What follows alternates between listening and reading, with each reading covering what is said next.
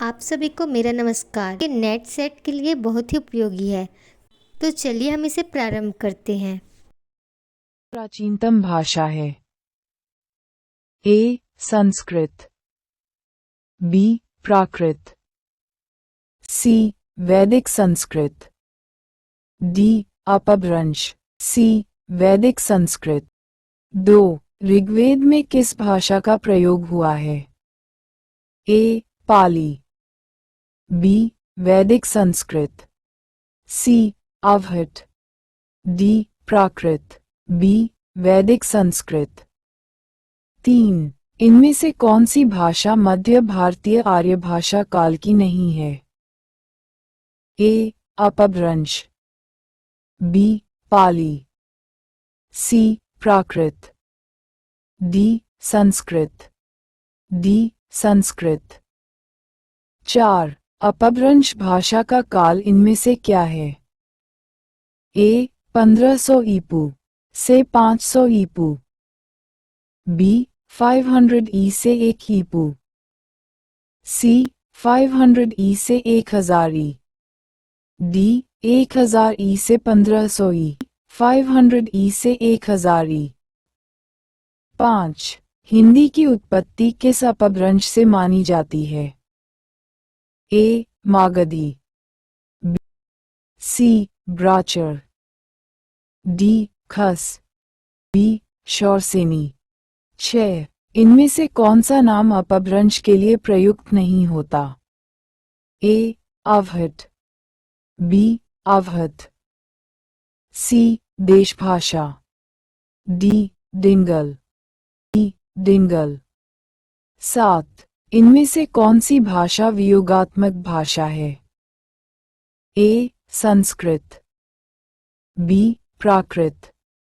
सी. अपभ्रंश। डी. सी. अपभ्रंश। 8. हिंदी भाषा का प्रारंभ मोटे तौर पर कब से हुआ? ए. 1500 ई। बी. 500 ई। सी. 1800 ई। डी. 1000 ई। डी. 1000 ई। 9. संस्कृत में किसी शब्द के कुल कितने रूप विभक्ति और वचनों पर बनते हैं? ए. 24। बी. 18। सी. 9। डी. 2। डी. 24। 10. हिंदी में किसी शब्द के मूलतः कितने रूप बनते हैं? ए. 8।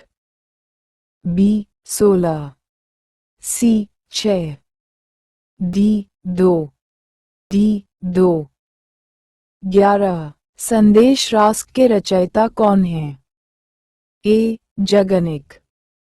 बी. अबुल फजल। सी. अब्दुल रहमान।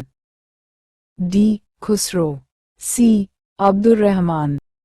12. अपभ्रंश के प्रमुख कवि धनपाल की रचना कौन सी है?